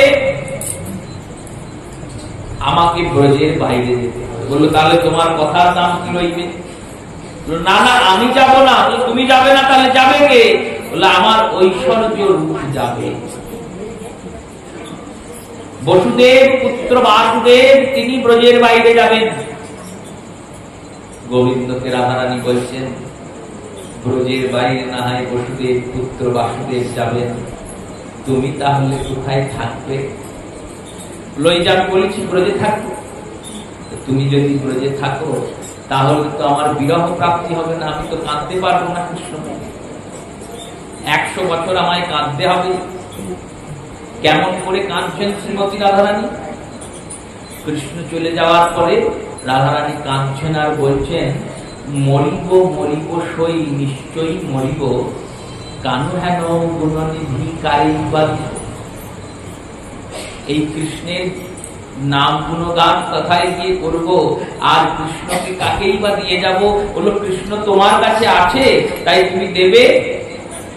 বললো, হ্যাঁ রে আছে। বললো, কোথায় আছে? বললো, আমার হৃদয়ে, আমার মনের ভিতরে লুকিয়ে আছে। বললো, তোমার মনের ভিতরে যদি লুকিয়েই থাকে তাহলে কাঁদছো কেন? বললো, লুকিয়ে আছে তো দেখতে পাচ্ছি না, তাই কাঁদছি। কাঁদলে কি হবে? বললো, দেখো, আমরা পরীক্ষা করে দেখেছি, রাসে যখন আমরা কেঁদেছি তখন তিনি ফিরে এসেছিলেন, এবার লুকিয়ে আছেন তো কাঁদলে তিনি ফিরে আসবেন, তাই কাঁদছি। শ্রীমতী কাছে অনুমতি নিলেন গোবিন্দ, বললেন, ব্রজের বাইরে ঐশ্বর্য রূপ বাসুদেব গমন করবেন, আর আমি ব্রজস্বরূপ ভক্তের অন্তঃকরণে বাস করব। ওই তোমার অন্তরে গিয়ে আমি থাকব। এই বলে ভগবান অনুমতি নিয়ে বেরিয়ে এলেন সেখান থেকে, রথে আরোহণ করলেন। কৃষ্ণ বলরামকে নিয়ে অক্রূর পৌঁছিয়েছেন যমুনার কুলি। আর যমুনার কুলিনে যখন অক্রূর গিয়েছেন, তখন অক্রূর ভাবছেন, এই দুটো দুধের বালক, যাদেরকে ব্রজবাসীরা এত প্রেম করে, তাদেরকে নিয়ে আমি চললাম। কেন চললাম? না কংসের মতো মহাসুর, সেই কংসের মতো মহাসুর এদের বধ করবে। এই কথা যখন অক্রূরের মনে চলছে, অক্রূরের রথ দাঁড়িয়ে যাচ্ছে বারবার, সামনে কোনো বাধা নাই, তবুও দাঁড়িয়ে যাচ্ছে, রথ যেতে চাইছে না। অক্রূর ভাবছেন, যাবো না, চলে যাবো এদের নিয়ে অন্য কোথাও। গোবিন্দ দেখলেন এদের সংশয় দূর করা প্রয়োজন। অক্রূরকে বললেন, শোনো কাকা, গরমের সময় তোমার মনে হয় গরম লাগছে, তুমি এক কাজ করো, যমুনায় একটু স্নান করে নাও। যমুনায় স্নান করে শরীরটা সুস্থ হয়ে যাবে, তখন আমরা। অক্রূর গেলেন যমুনায়, যমুনায় ডুব দিলেন। যেই না ডুব দিয়েছেন, দেখছেন ভিতরে ভগবান কৃষ্ণ বসে আছেন। কেমন করে বসে আছেন? অনন্ত নাগের সুন্দর সজ্জায়, অনন্ত নাগ সজ্জার রূপে ভগবানকে বসিয়েছেন, মাথায় ছত্র রূপে বিস্তৃত হয়েছে। ব্রহ্মাদিদেবগণ স্তুতি করেছেন। অক্রূর ভাবলেন, চোখের ভুল উঠলেন, উঠে দেখলেন রথেও কৃষ্ণ বলরাম বসে আছে। আবার ডুব দিলেন, আবার ডুব দিয়ে ওই এক লীলা দেখছেন। অন্তে বুঝতে পারলেন, স্তুতি করলেন, নমস্তুহং অখিল হেতু হেতুম নারায়ণং পুরুষবাদয়ং জন্ম বিদার কোষাদ ব্রহ্মশারিদম যতৈষ লোক। হে নারায়ণ, তোমাকে প্রণাম করি, তুমি লোককে পরিত্রাণ করার জন্য কৃষ্ণ রূপে অবতীর্ণ হয়েছ। তাই কৃষ্ণের সুন্দর স্তুতি করে, এই যে স্তুতিটি, এই স্তুতির অন্তে গিয়ে অক্রূর দশবতার স্তুতি করেছেন। অক্রূর দশবতারের বর্ণনা করেছেন, বলছেন জানি জানহি রূপানি ক্রিয়তনম বিবর্ষহিহ ত্রয়্যাবিষ্ট লোকে মুদাদায়ন্তি তে যশ। হে গোবিন্দ, আমি জানি জগতের ব্রহ্মাদি দেবগণ, ঋষিগণ, মহর্ষিগণ তারা সবাই তোমার স্তুতি করে। নম কারণতমাশারো প্রলয়গতনিধ্যায় চ। প্রলয়কালে তুমি মৎস্য রূপ ধরেছিলে। ভয় শীর্ষে নমস্তুভ্যং মধুকৈটব ভামৃতে। আর হয়গ্রীব রূপ ধরে মধু আর কৈটব নামক দৈত্যকে বধ করেছিলে। অকুপায় বৃহতি নাম মন্দার ধারিণে। মন্দার রূপী যে মন্দাচল পর্বত, সেই পর্বতকে কচ্ছপ রূপ ধারণ করে তুমি সমুদ্র মন্থনের সময় ধরেছিলে। ক্ষিতি বিহারায় নমো শুকরমূর্তয়ে। শুকরের রূপ ধরে তুমি ক্ষিতিকে, পৃথিবীকে উদ্ধার করেছিলে। নমস্তু অদ্ভুত সিংহায় সাধু লোক ভয় উপহা। সাধুদের পরিত্রাণ করার জন্য তুমি অদ্ভুত নরসিংহ রূপ ধরেছিলে। বামনায় নমস্তুভ্যং ক্রান্ত ত্রিভুবনায় সহ। বামন রূপ ধরে তুমি বলিকে উদ্ধার করেছিলে। নম ভৃগুণায় পতয়ে দৃপ্ত ক্ষত্র বিচ্ছদে। আর উত্তৃপ্ত ক্ষত্রিয়দের তুমি ভৃগুপতি পরশুরাম রূপে দমন করেছিলে। নমস্তু নমস্তে রাঘ রঘুবরজায় রাবণ হন্তকায় চ। রাবণ হন্তকারী রঘুবর রূপে তুমি রাবণকে বধ করেছ। নমস্তে বাসুদেবায় নম শঙ্কর্ষণায় চ। প্রদ্যুম্ন অনিরুদ্ধায় শতত পতয়ে নমো নমো। নম বুদ্ধায় দৈত্য দানব মহিনে ক্ষেত্রস্তে নমস্ত কল্কি রূপনে। দশবতার স্তোত্র। তুমি বুদ্ধ রূপে অবতীর্ণ হবে, তুমি কল্কি রূপে অবতীর্ণ হবে। এই স্তুতি আদি করে অক্রূরজি ভগবান শ্রীকৃষ্ণ আর বলরামকে নিয়ে মথুরায় প্রবেশ করলেন। মথুরায় যখন ভগবান প্রবেশ করেছেন, প্রবেশ করার পরে মথুরাবাসীরা কেউ পুষ্পের বিতরণ করছেন, কেউ চন্দন ছড়াচ্ছেন। এক মালিনী মালা গেঁথে নিয়ে দাঁড়িয়েছিল কংসের জন্য। ভাবলেন কংসের গলায় মালা পরালে মালা মানায় না, মালা যদি পরাতে হয় আমার গোবিন্দের গলাতেই পরাবো। এই বলে মালিনী সেই বনমালাটা বনমালীর গলায় বনমালীর গলাতে পরালেন। ভগবান এগিয়ে যাচ্ছেন। আরেকটু যখন এগিয়েছেন, দেখলেন এক রজ, সে কিছু কাপড় চোপড়ের পুটুলি নিয়ে যাচ্ছে। আর কাপড় চোপড়ের পুটুলি নিয়ে যখন যাচ্ছে, রজতকে বলেছে, এ রজত, তোমার ওই পুটুলিতে সুন্দর সুন্দর কাপড় দেখতে পাচ্ছি, কাপড়গুলো খোলো দেখি তো। এবার কাপড়গুলো খুলেছেন, দেখছেন সব কংসের কাপড়, বড় বড় ফতুয়া, বড় বড় ধুতি। গোবিন্দ বলছেন, ওই ধুতিগুলো দাও, আমরা পরবো। গোবিন্দের সখা যারা ছিল তারা বলছে, হ্যাঁ কৃষ্ণ, ধুতিগুলো ভালোই লাগছে, এইসব ধুতি তো পরিনি। ধুতিগুলোকে নিতে গিয়েছেন। রজত বলেছেন, এই ধুতি দেওয়া যাবে না, রাজার কাপড়। এই যেই বলেছেন না, অমনি বলরাম দাদা ধোপাটাকে ধরে এক আচার দিয়েছেন, ধোপাটা ওখানেই শেষ। বলে ধোপাটাকে ছিল, বললো ওই আগের জন্মে সীতা নিন্দা করেছিল। আর লক্ষণ রূপে বলরাম জানকীকে দিয়েছিলেন বনবাসে, সেই এবার রজ হয়ে জন্মিয়েছে, ধোপা হয়ে। আর ধোপার মতো জন্মিয়েছে, সে কি করছে? বললো পরের কাপড় কেচে বেড়াচ্ছে। বললো ধোপা হলে এরকম করেই মরবে। পরের কাপড় কেচে বেড়াচ্ছে মানে বললো নিজের কাপড়ের দিকে চিন্তা নাই, নিজের কাপড় ময়লা হয়ে গেছে, মলিন হয়ে গেছে, ধুলোয় ধূসর, আর পরের কাপড় কেচে সেই কাপড় নিয়ে ঘুরে ঘুরে বেড়াচ্ছে। আমরাও ধোপা গো। কেমন ধোপা? না আমরা নিজের দোষ দেখি না, লোকের দোষ দেখে দেখতে। লোকের দোষ দেখছি, আর সেই দোষ দেখতে দেখতে গাইতে গাইতে একে গিয়ে বলছি, ওকে গিয়ে বলছি, জানো এ কি করেছে, জানো কি করেছে, আর তুই কি করেছিস? বলে এই রূপে যখন ধোপা হবে তখন বলরামকে মান প্রহার করবেন। তাই ধোপাকে মেরে ভগবান কৃষ্ণ, বলরাম, সখারা সবাই ওই বস্ত্রগুলো পরেছেন। এবার কংসের পাঞ্জাবি পরেছে ছোট্ট একটা বালক। কি হয়েছে? বললো পাঞ্জাবিতেই সব ঢেকে গেছে। গলায় আর কিছু পরলেও মনে হচ্ছে কিছু পরেনি, আবার কিছু না পরলেও কোনো অসুবিধা। বড় বড় হাত, বলছে হ্যাঁ রে, এই এত বড় বড় পাঞ্জাবি নিয়ে কি করবো? এগুলোর তো কিছু একটা ব্যবস্থা করতে হবে। এক দর্জি বসেছিল, কৃষ্ণ বললেন ওই দর্জিকে দিয়ে সেলাই করে দিচ্ছ। দর্জির কাছে গেলেন, বললেন এক কাজ করো, কাপড়গুলোকে কেটে ছেঁটে আমাদের আর আমার সখাদের মতো করে দাও। দর্জি কেটে ছেঁটে করে দিলেন। দর্জিকে যখন করে দিলেন, তখন ভগবান দর্জিকে বললেন, বেশ, তোমাকে আমি আশীর্বাদ দিলাম। কি আশীর্বাদ? তোমাদের মেশিন কোনোদিনও বন্ধ যাবে না, চলতেই থাকে। এবার বলরাম বলছে যে কাপড়গুলো কাটলে সেগুলো ফেরত দাও, কাপড়গুলো কেটেছে ওগুলো দাও, আমরা রুমাল করবো বা কিছু করবো। দর্জি বললেন কোনো কাপড় নাই, কাপড় কাটাই হয়নি, মিথ্যা কথা বলি। বেশ, তোমাকে অভিশাপ দিলাম। কৃষ্ণ আশীর্বাদ দিলেন। আর বলরাম বলেন আমি তোমাকে অভিশাপ দিলাম। কি অভিশাপ? বলে তোমাদের কেউ বিশ্বাস করবে না, তুমি যতই ভালো কাজ করো কেউ বিশ্বাস করবে। এই দুই কাজই হয়। এবার আসছেন ভগবান, আর আস্তে আস্তে এক ত্রিবক্রী, এক ব্যক্তি যার 3 অঙ্গ ভাঙা, এই ত্রিবক্রী আসছেন। আর ত্রিবক্রীকে দেখে গোবিন্দ গিয়ে রাস্তার মাঝখানে দাঁড়িয়ে আর দাঁড়িয়ে বলছেন কোথায় চললে সুন্দরী? হাতে একটা লাঠি আছে আর এক হাতে একটা সাজিতে চন্দন লাগানো আছে। সেই শাড়িটি নিয়ে তিনি যাচ্ছেন নড়তে নড়তে, চড়তে চড়তে। ভগবানকে রাস্তা আটকে দাঁড়িয়ে বলছেন কোথায় চললে সুন্দরী? এবার কুৎসিত মানুষ, যাকে কেউ সুন্দর বলে না, সুন্দরী বলে না, সবাই ঘেন্না করে, সবাই দেখে হাসে, সেই রকম কাউকে যদি সুন্দরী বলে তার কতটা রাগ হবে। সে বলছেন এনার নাম সৌরেন্দ্রী।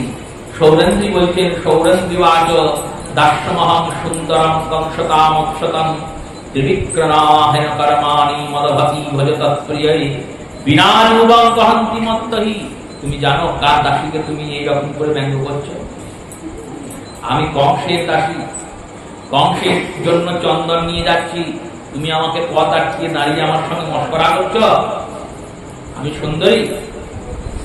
ভগবান বললেন দেখো, আমি তো বাইরের রূপ দেখি না, আমি ভিতরের রূপটা দেখি, তাই বলি। তোমাকে দেখে মনে হচ্ছে তোমার অন্তঃকরণটা সত্যি খুব সুন্দর। তাই তোমার নাম কি গো? তিনি বলেছেন আমার নাম ত্রিবক্রী। ত্রিবক্রী কেন? আমার পাটা বেঁকা, কোমরটা বেঁকা, কুঁজ হওয়ার জন্য আমার ঘাটটাও বেঁকা, বেঁকে বেঁকে চলি। শ্রী ভগবান বললেন এই কুঁজ হওয়ার জন্য তোমাকে কি বলে? লোকে বললো কুবজা বলে। কুঁজ আছে না পিঠে, ওই জন্য কুবজা। তাই ত্রিবক্রীকে বলেছেন দেখো সৌরেন্দ্রী, দেখো ত্রিবক্রী। সৌরেন্দ্রী শব্দের অর্থ কি? সৌরেন্দ্রী শব্দের অর্থ হচ্ছে, এখনকার ভাষায় যেটা বুঝলে আমরা সহজেই বুঝতে পারবেন সেই ভাষাটা বলাই ভালো। সৌরেন্দ্রী মানে হচ্ছে বিউটিশিয়ান, যিনি শৃঙ্গার করেন, সাজান, মেকআপ করেন, তাকে বলে সৌরেন্দ্রী। এই সৌরেন্দ্রী পদে দুজনের নাম পাওয়া যায় শাস্ত্রে। এক এই কুবজার নাম, দ্বিতীয় বলেন দ্বিতীয় যখন বিরাট প্রদেশে পাণ্ডবেরা অজ্ঞাতবাসে ছিলেন তখন দ্রৌপদীর নাম ছিল সৌরেন্দ্রী। সৌরেন্দ্রী একটা পদের নাম। যেমন ভৃত্যরূপে চাকরকে ভৃত্য বলা হয়, তেমনি যারা সার্থক করান তাদের সৌরেন্দ্রী। এই সৌরেন্দ্রী কুবজার আসল নাম কি? আসল নাম হলো ত্রিবক্রী, 3 জায়গায় ভাঙা। আর কুব আছে বললে এনাকে কুবজা বলা। চন্দন লেপন করেন কংসের অঙ্গে, তাই সৌরেন্দ্রী। কুবজাকে বললেন তুমি ত্রিবক্রী, আমি ত্রিবক্র, আমারও 3 জায়গা ভাঙা। আমি যখন দাঁড়াই আমার পাটা বেঁকে দাঁড়াই, কোমরটা বেঁকে থাকে, ঘাটটা বেঁকে থাকে। তাই এক জায়গায় তো দুজন ভাঙা থাকতে পারে না। হয় তুমি সোজা হয়ে যাও, নয় আমাকে ভাঙতে হবে, আমাকে সোজা হতে হবে। আমাকে সোজা কেউ করতেই পারেনি আজ। আমি এইরকমই মেকাই আছি, মেকাই থাকবো। তা আমাকে কেউ সোজা করতে পারে না, কিন্তু আমি সবাইকে সোজা করি, তোমাকেও করবো। এতদিন তো সবাইকে সোজা করে এলাম, তো না আমি সবাইকে, এবার তুমি বা বাদ যাও কেন? এই ত্রিবক্রী কুবজার পায়ের উপরে ভগবান পাটি রেখেছেন, আর পাটি রেখে যেই কুবজার থুতনিটা ধরে তুলে দিয়েছেন, অমনি কুবজার যে কুজ ছিল কুজটা খসে পড়ে গেছে, তিনি সুন্দর হয়ে গেছে। টিকা করছেন শ্রীধর গোস্বামী পাদ, বললেন ত্রিবক্রী যেমন 3 জায়গায় বক্রতা, তেমনি আমরাও ত্রিবক্রী, আমাদেরও 3 জায়গায় বক্রতা। কোথায় কোথায় বক্রতা? বললেন আমাদের সবার প্রথমে যে বক্রতা সেটি হলো বাক্য, কথাতে বক্রতা।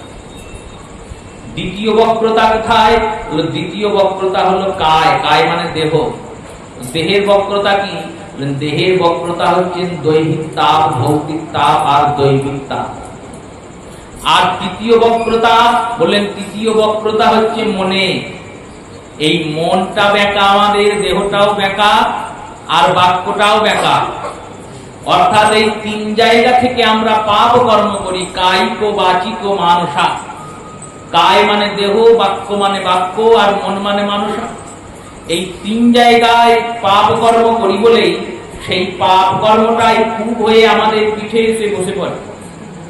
আর এই পাপের ভার নিয়েই আমরা চলছি, রাস্তা চলছি, যাচ্ছি। কার কাজ করছি বললো? এই মায়ারূপী কংসের কর্ম করে যাচ্ছি।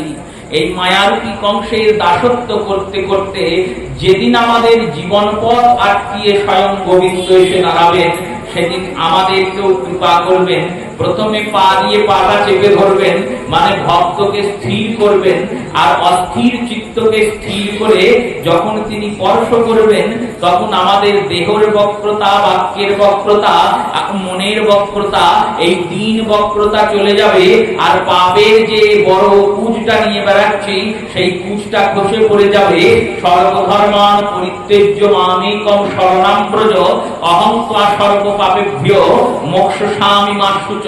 সেই মোক্ষদানকারী মোক্ষদা গোবিন্দ তিনি কি করবেন বললো? কুব্জার মতো আমাদেরকেও কুৎসিত মায়ার বিষয় থেকে বের করে আমাদেরকেও সুন্দর ভক্ত করে তার সঙ্গ দান।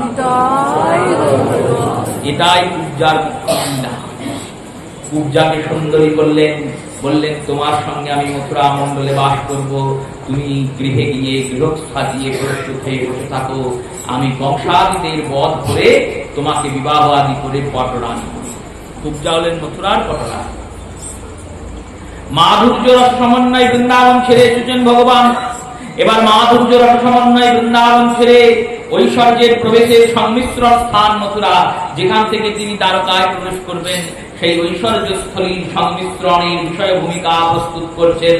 ভগবান গিয়েছেন ধনুর্যজ্ঞে, সবাই বলেছেন এই ধনুককে প্রণাম করো। ভগবান প্রণাম করেছেন, আর প্রণাম করার পরে ধনুকটা তুলেছেন, আর তুলে প্রত্যুঞ্চা রোপণ করে যেই না টেনেছেন, বলো দেখো আমার জন্মের স্বভাব, ধনুক পরে থাকলে আমি তুলি, আর তুলে প্রত্যুঞ্চা লাগাই, আর প্রত্যুঞ্চা লাগিয়ে যেই না টানি আমি ভেঙে যায়। এর আগের জন্মে যখন আমি বিবাহ করতে গিয়েছিলাম, তখন শিবের একটা বিরাট ধনুক ছিল জনকের সভায়, কেউ তুলতে পারেনি, নড়াতে পারেনি, আমি তুলে ভেঙে দিয়েছিলাম। আর এই সভাতে তো বিবাহ করতে আসিনি, কংসকে মর্দন করতে এসেছি। তাই কংসকে মর্দন করতে আসার আগে কংসের মানরূপী এই অহংকার রূপী ধনুকটাকে ভঙ্গ করব, তারপরে কংসকেও ভঙ্গ করব। তাই ধনুকটাকে তুলেছেন, তুলে প্রত্যুচ্চারোপণ করেছেন, আর প্রত্যুচ্চারোপণ করার পরে যেই না ধনুকটা টেনেছেন, ধনুকটা ভঙ্গ হয়ে গেছে। সবাই চিৎকার করতে শুরু করেছে, ধনুক ভেঙে দিয়েছে কৃষ্ণ, কৃষ্ণ ধনুক ভেঙে দিয়েছে। কংসের কানে গিয়ে খবর পৌঁছেছে। কংস ভাবছে এবার আমি মরবো। কেন বললো? যে ধনুক ভাঙবে সেই মারে।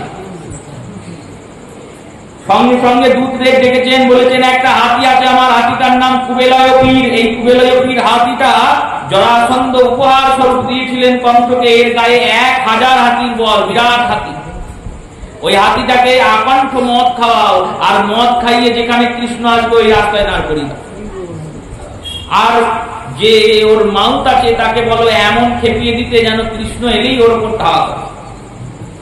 ভগবান কৃষ্ণ বলরাম আসছেন। কুবেলয় পীর নাম হস্তি, সেই হস্তিকে কৃষ্ণ বলরামের দিকে ধাবিত করা হয়েছে। কৃষ্ণ আর বলরাম দুটো দাঁত ধরেছেন হাতির, একটা দাঁত কৃষ্ণ ধরেছে, একটা দাঁত বলরাম ধরেছেন।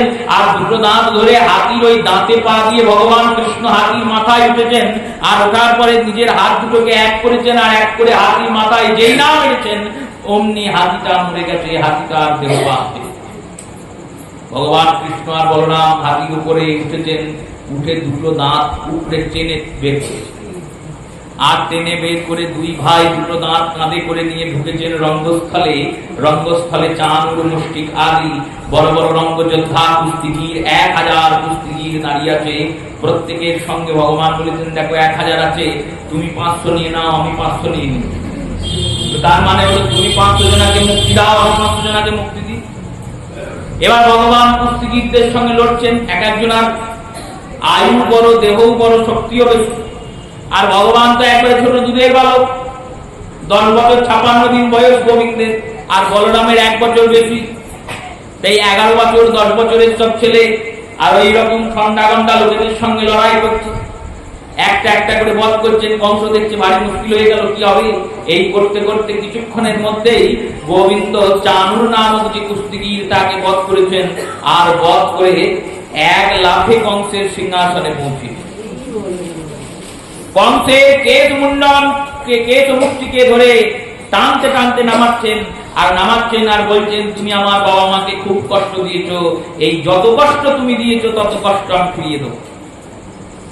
কংসকে নামিয়েছেন রঙ্গস্থলে, মুষ্টিক প্রহারের দ্বারা মুঠি করে দুটো হাতকে এক করে কংসের বুকে ভগবান যখন প্রহার করতে শুরু করেছেন, কংস রক্ত বহন করতে করতে কংসের দেহনিপাত হয়েছে।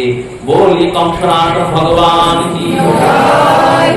কংসের বধ হয়েছে, ভগবান গিয়েছেন কারাগারে, আর কারাগারে গিয়ে পিতামাতাকে মুক্ত করেছেন। পিতামাতা মুক্ত করার পরে উগ্রসেনকে নিয়ে এসেছেন নন্দ মহারাজ। কৌদেব বলেছেন উগ্রসেনকে রাজা করা হয়েছে। উগ্রসেনকে রাজা করার পরে শ্রী ভগবান বলেছেন পিতাকে, হে পিতা, তোমরা আগে আগে চলো, আমরা পিছনে পিছনে আসছে। নন্দ বলেছেন, বেশ গোপাল, আমি চললাম, বেশি দেরি যেন করো না, পিছনে পিছনেই চলে এসো। এই বলে নন্দ মহারাজ বিদায় নিয়েছেন, ভগবান কংস নিধন করেছেন। আর এখানেই আজকের কথা বিশ্রাম। শ্রী গুরু